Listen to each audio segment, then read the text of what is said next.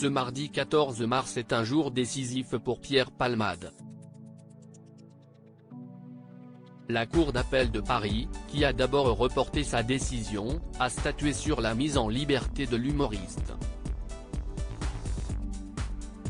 Ce dernier sera-t-il finalement placé en détention provisoire? Réponse ci-dessous. Le nom de Pierre Palmade est sur toutes les lèvres depuis le 10 février 2023. Ce jour-là, alors qu'il était sous l'emprise de la cocaïne après plus de 24 heures de fête à son domicile, l'humoriste de 54 ans a provoqué un grave accident de la route sur la RD 372, à hauteur de la commune de Villiers-en-Bière en Seine-et-Marne. Déviant de sa voie, il a percuté frontalement un autre véhicule dans lequel se trouvait un homme, son fils de 6 ans et sa belle-sœur de 27 ans, enceinte, qui a perdu son bébé dans le choc. Une famille meurtrie qui n'espère aujourd'hui qu'une chose, que justice soit rendue. Pour cette dernière, cela passe notamment par le fait de voir l'ancien meilleur ami de Muriel Robin derrière les barreaux, et ce le plus rapidement possible.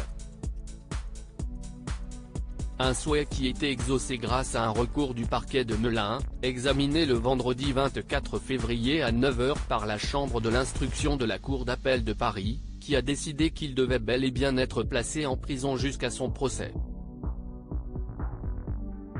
Mais ça, c'était avant qu'un nouveau rebondissement ne vienne chambouler l'affaire.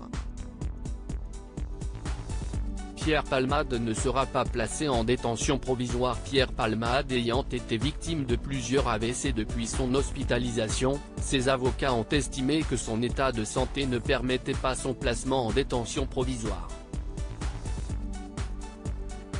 Le 6 mars dernier, la juge d'instruction de Melun, qui est en charge de l'enquête, a donc accédé à une demande de mise en liberté formulée par le comédien.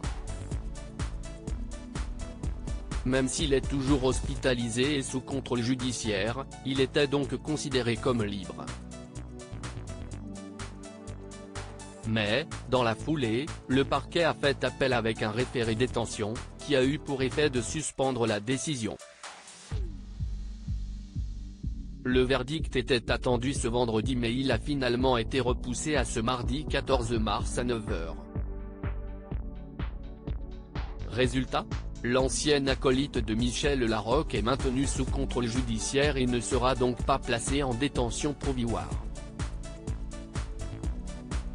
Finalement son état de santé n'est pas incompatible avec une détention provisoire sauf que l'évolution de son état de santé amoindrit son risque de récidive, donc pour toutes ces raisons, la chambre d'instruction maintient son contrôle judiciaire, a-t-il été expliqué sur l'antenne de BFM Télévision. L'humoriste a toutefois une interdiction supplémentaire, celle de ne pas quitter l'établissement hospitalier où il se trouve actuellement. Libre donc, mais pas tant que ça.